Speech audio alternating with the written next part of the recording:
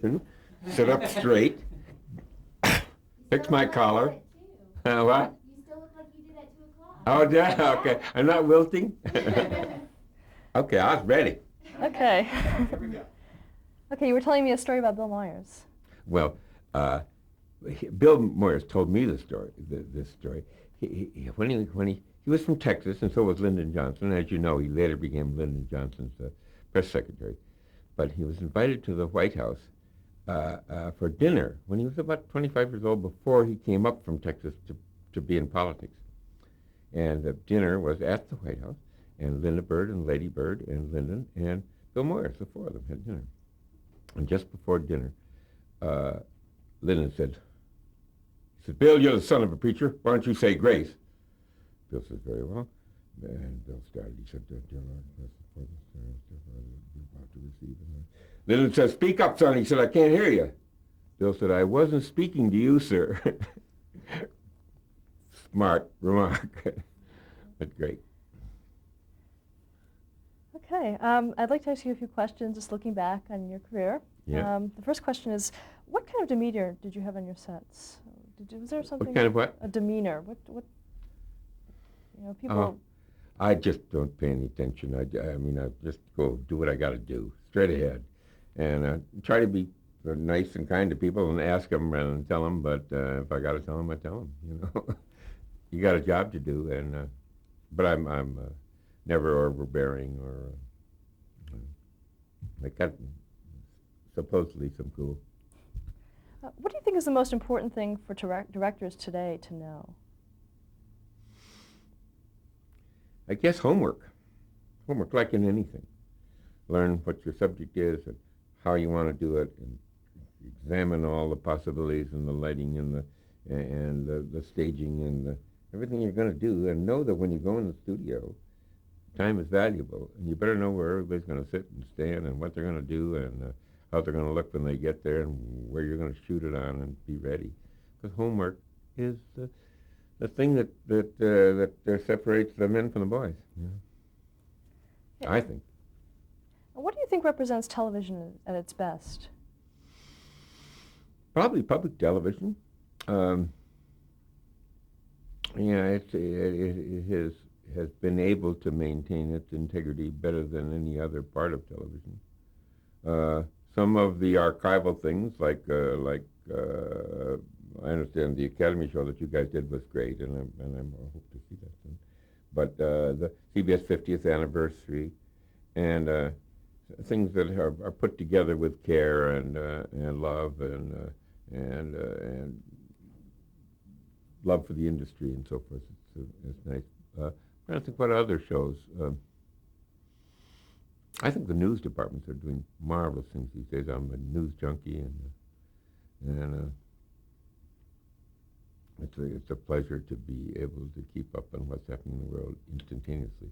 Like while you were loading in, the Iraq vote from the United Nations was being done, and you were loading things there, and I'm in there seeing that everybody talk about how they voted, how the Russians, how the French, how everybody voted. Right now, it's that instant thing that television can do better than film or any other medium, or stage, or theater, and so the combination of the public television and its reverence for thought and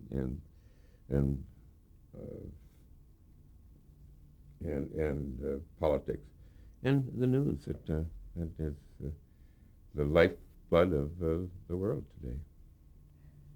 Considering your background in musical presentation, how do you feel about the music video industry today? I think music videos are so inventive. I look in awe at them, and I sometimes do some. I've won 3 or 4 awards for music videos, but the inventiveness is outrageous, and I love breaking the bonds of normal reality and just turning things inside out and upside down. Especially in a musical form. I mean, it's not proper for drama or for movies or for music or for news and so forth, but for music, especially contemporary music. It's so wonderful to see stuff upside down and out of focus and not on the screen for more than a quarter of a second, and it's great stuff. It inspires me. How do you envision television in the next century?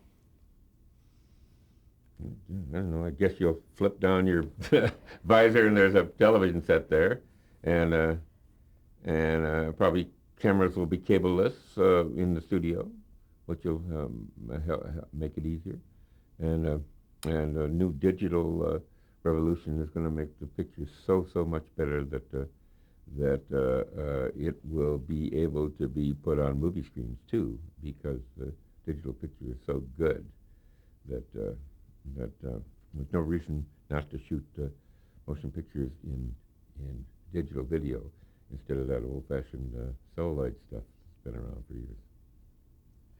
If television were never invented, how do you think you would have made your living? That's interesting. With a major in philosophy, I probably would have starved to death, or no, I would have been a musician or a songwriter or something. I get a lot of royalties on songs I've written, but songwriting and poems and verse are my favorite stuff. So I probably would have done that. Or I'd be playing drums in some joint, you know. You've probably directed every big name in Hollywood at some point. If you could choose 5 of those people to create your own little variety show dream team, who do you think they'd be? Among the stars? Yeah. Yeah, it's hard to do because the criteria to choose them on are so different. I know that great people like Sandy Duncan, who just is so talented, is great, and Paul Lynde was a fabulous comedy guy. I did lots of Paul Lynde shows. Well,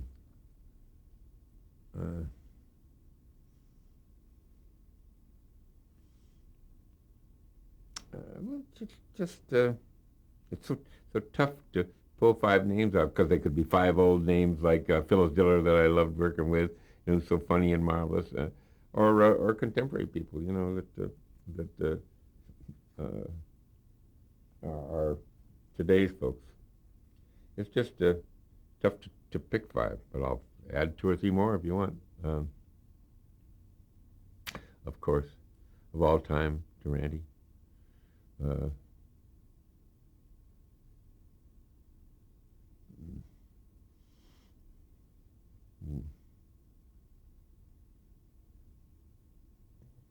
Great Joan Sutherland.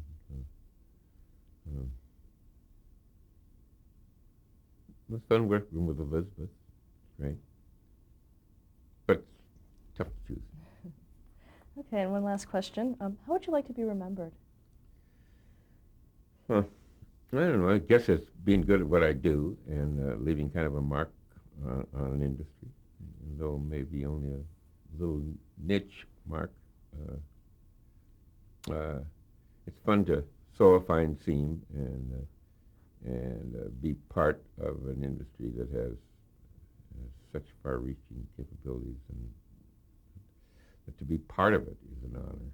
And I mean, I don't mean that to be Pollyanna stuff. It's just to know that this whole medium that is the most important thing to happen in communications in history. I was able to be part of, even though just a small part. Okay, and I'd like to ask you, give you a few names, and if you could give me 2 or 3 words about each person. The first name is David Sarnoff. David Sarnoff. The general himself, I never met him, but great vision, great visionary, and father of a couple of pretty good kids. Okay, next one is Tom Sarnoff. I know. I love Tommy. Tommy and I have been pals and partners in projects together from time to time, and I think Tommy is a marvelous executive, and the Academy is so lucky to have him there. Gary Belkin. Gary Belkin is one of the funniest men I know, but black humor. It's just marvelous. His jokes have a curve that is always on the dark side, but that's marvelous. Larry Gelbart. Larry Gelbart, I think, is the genius of comedy writing. You know, he sharpened pencils at his dad's barber shop on Vine Street and got to meet all the great comedy writers and stars. And they said, "Hey, kid, come on and play with us." And he came and learned how to do it and do it right. He and Burt Chevloff were a team that I loved very much, and I worked with a lot. Paul Lynde. Paul Lynde, funny man. Just, I don't know how to say it. He had a special thing about comedy. I found out one thing about Paul Lynde, that Paul Lynde, the best part of him is reactive. It's not what he says, but what somebody else says, and you cut to his face, and he says, his reactions were what made the comedy, more so than anybody that I know. Bob Booker. Bob Burger, great comedy producer. I did lots of shows with him, including those Paul Lynde shows we talked about, and lots of others. I think he's a comedy genius, and his wife Barbara too is great. They're a team that does great things. Hal Cantor. Hal Cantor, the daddy of them all for comedy writers. I mean, that You Can't Take It With You series that I did. Hal Cantor was chosen personally by me to be the executive producer and head writer on it. And he assembled the greatest team of writers to do it. Bob Finkel. Bob Finkel's great. Bob and I have been partners for many, many years. Often in my directing days, he would produce and I would direct. And to have a director as good as Bob picked me to direct for him, it was an honor. And he and I have had a lot of fun together in lots of parts of the world. George Schlatter. George Schlatter, very funny man, and a kind of visionary in comedy. The laugh-in idea of the fast cuts and so forth was George's. As a matter of fact, I did a show in New York with Stephen Eady, produced by George Schlatter, which was called the NBC Follies or something, which was kind of the pattern for laughing. Nothing lasted on the screen more than 4 or 5 seconds. Bing, boom, bang, and I thought, my God, this is fast. I'm in the booth saying, take 1, take 2, what? 3 already? And but eventually he did that in Laugh-In, and he changed the face of the timing of comedy on television. Ted Knight. Ted Knight was a dear and wonderful man with a unerring ability to find his own ridiculousness. He just knew how to be that pompous guy, although he wasn't that at all. But he knew how to play that guy. Gary Smith. Triton Gary? Gary is, I think, one of the great visual geniuses of television. And he and Dwight are the greatest team. I produced and directed whole series for them back in Kraft Music Hall and so forth, in which they would just stay home and let me do them. And I used to walk around with 2 script books because I'd have to do 2 shows on a weekend, one on a Saturday and one on a Sunday. But they always trusted me, and Gary is my friend to this day. And Dwight, too, when I see him, although he's in New York and I see him less often than Gary. Danny Thomas. Danny was a funny man.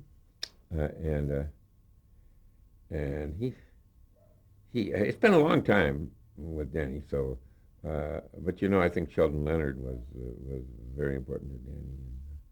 He had a great loyalty, and he certainly turned out a funny daughter too. Next one is Sheldon Leonard.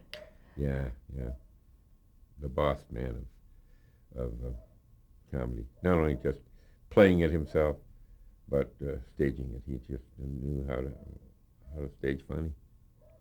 Dick Cavett. Dick Cavett, great. I did VD Blues with for which he won an Emmy, and the show won an Emmy.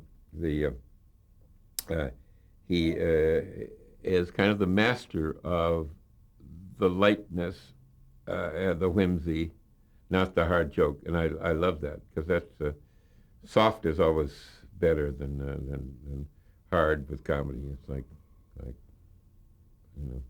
that's what Garraway had too. Ed Wynn. Ed Wynn, wonderful comedy master. It's hard to get your hand on it. He was in so many areas and the character that he created was so likable that it just got inside your heart. The Ritz brothers. Wow, crazy, wonderful. I mean, they were true genius. Harry Ritz is probably the funniest man in the world, including Jerry Lewis, including everybody there is. There was the fountain of a lot of comedy. Those Ritz Brothers shows are somewhere, and they're wonderful. Phyllis Diller. Great. I love her. She's dear to me and my good friend, and the lady who is the fastest quipmaster there is. Dolores Hope. Dolores is wonderful. You know, she's a marvelous jazz singer. Totally, I mean, beside being Mrs. Hope and being the elegant, great lady she is a jazz singer of some note. I mean, from way back in the old days, sings simple and sweet and nice. It's great. I enjoyed working with her. Jack Hope. I didn't know Jack very well. I know Jack was more in the early days of Bob's thing before I came with him. We crossed paths a couple of times, but I didn't know him well. Liza Minnelli. Liza is great. I knew her from way back when she was in her first show on off Broadway in Buckle Down, Winsaki, or what was it? It was a Gershwin show called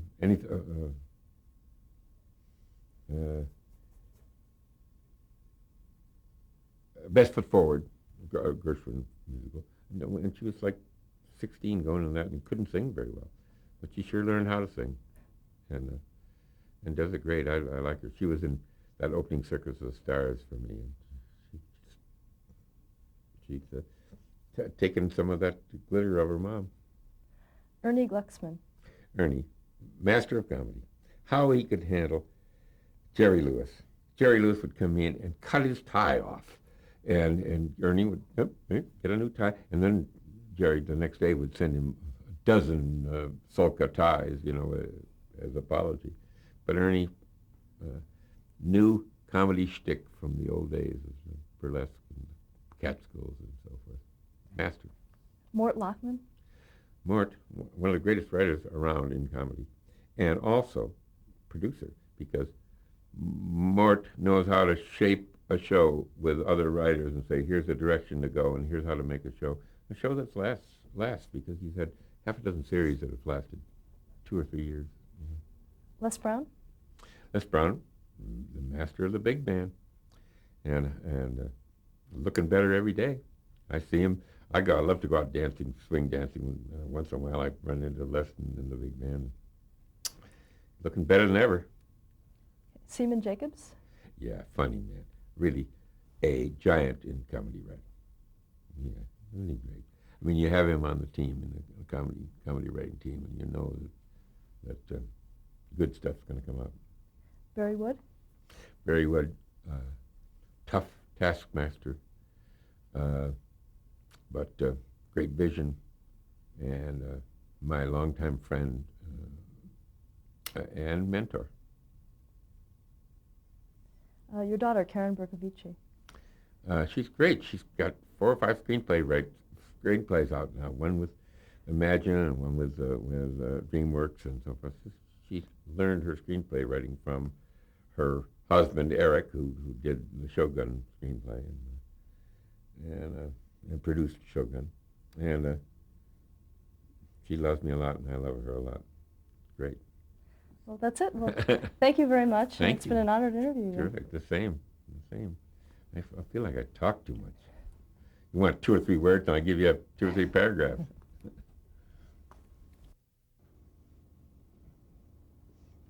This is the early days in television at NBC, black and white cameras. The Eddie Condon show that I was lucky enough to be an assistant director on, and thanks to Clark Jones. But Eddie was a great jazz artist, and Bobby Sarnoff was a devotee of jazz, and he put this show on NBC, and Louis Armstrong standing in the middle, blowing up a storm, and it was a great series, and I love being on it. This was approximately 1951 or 2, NBC Studios, uptown 110th Street, Louis Armstrong, the Eddie Condon Show, and old black and white television cameras. They had to be left open to let some cool air in, and it was Bob Sarnoff Cervicchio. Okay, this is 1952-53 era. Your Hit Parade, I guess the first show I ever directed, except for a couple of commercials. That on the left is Walter Miller, famous director now, who was my TD at the time, and I'm addressing Dorothy Collins, and Dorothy is singing, and this is in a rehearsal hall where we did up on Broadway, where we did all of our rehearsals before we went into the studio in Brooklyn studio, NBC. This is probably 1953, 54, after I moved to California with Jimmy Durante. This is a young, balding director being taken apart by two comedy fellows on Colgate Comedy Hour and All-Star Review. Of course, Jimmy Durante and Eddie Cantor. On the left, of course, Jimmy Durante, the famous Schnozzola, and on the right, Eddie Cantor and the director in the middle. The year, do you think, is... this is probably around 1959. It is the Bell Telephone Hour in the Brooklyn Studios in New York, one of the early color shows, full hour live. And that's Walter Miller, the technical director, sitting beside me. My bald head turned away. In the middle is Barry Wood, my producer, executive producer, and my producer, Bert Cheveloff, whom I'm talking to at the time. So it's Walter Miller, Barry Wood, me, and Bert Cheveloff.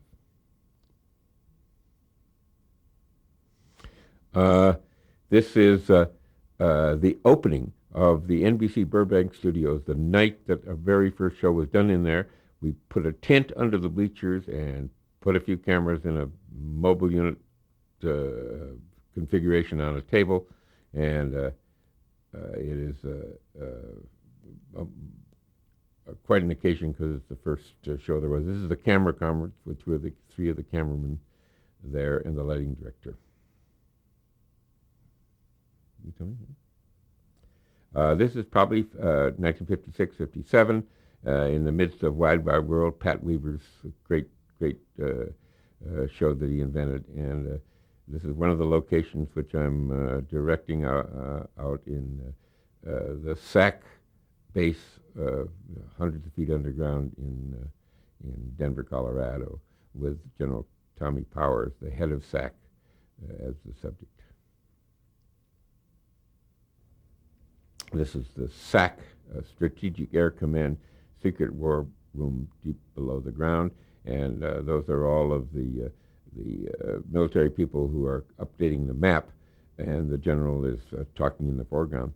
But in order to give a little animation in the back, nothing much happens in this war room when it is not wartime, so I gave him pieces of paper and said, just pass them around between yourselves and look busy, and that's what the background was.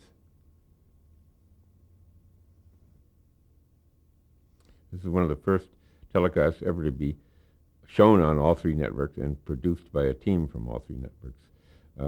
I was lucky enough to be able to direct it. It was the first Telstar broadcast, the first time a satellite signal was ever transmitted overseas. And that's Fred Friendly, the famous CBS news producer, who's in charge, and Gerald Green from NBC Wide Wide World as the second producer, and Ted Fetter way over in the doorway, who is the third producer from ABC. All three networks represented, and a co-production of all.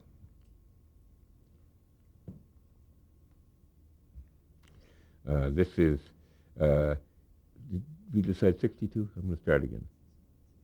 63. This is about 1963. It's in London. It's called Elizabeth Taylor in London. The executive producers were Phil D'Antoni and Norman Baer. And I produced and directed this with Elizabeth, and it was for CBS, an hour show, and the first one in which first television show she ever did, and the first one in which a star was paid $1 million to do it. And she was wonderful, and she read great literature from English literature and English drama and Shakespeare at different locations around London.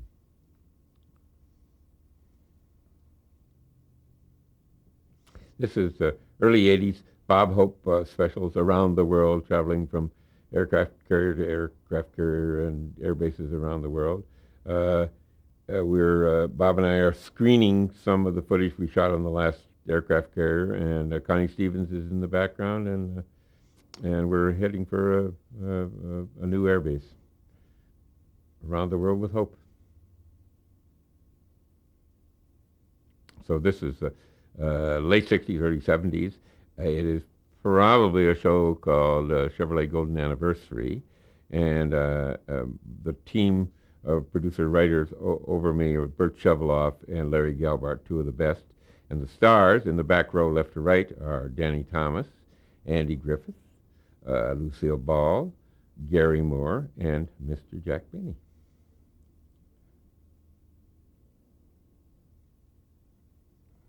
This is mid-'80s probably, or almost almost to the '90s, with Bob Hope.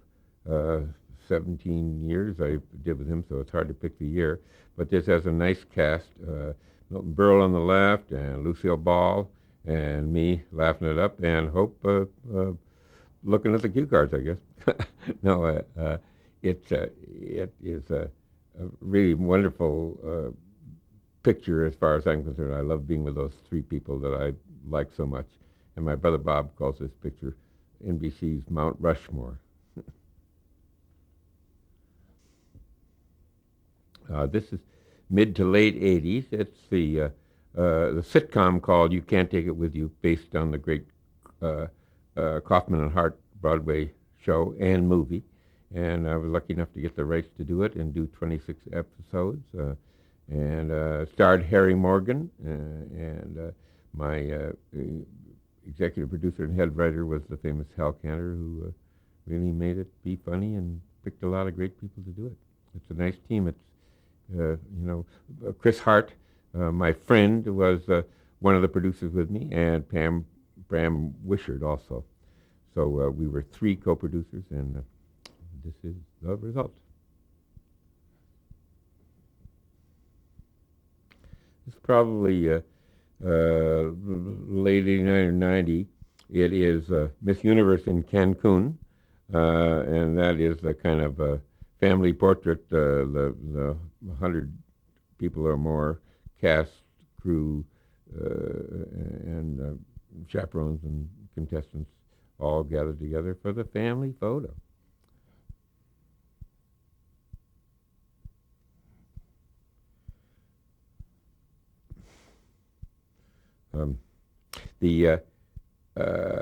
This is Miss Universe, the staff and cast and crew and chaperones and the entire thing doing Miss Universe in Cancun. It was done in a different country every year, and that was the second time we did it in Cancun, like 15 years apart. The sets are always elaborate, opera size almost, and this is how many people it took to put on that show. The set was by Bob Rappaport, and that is the great god, rain god Tlaloc in the middle there. You pray to if it wanted to rain.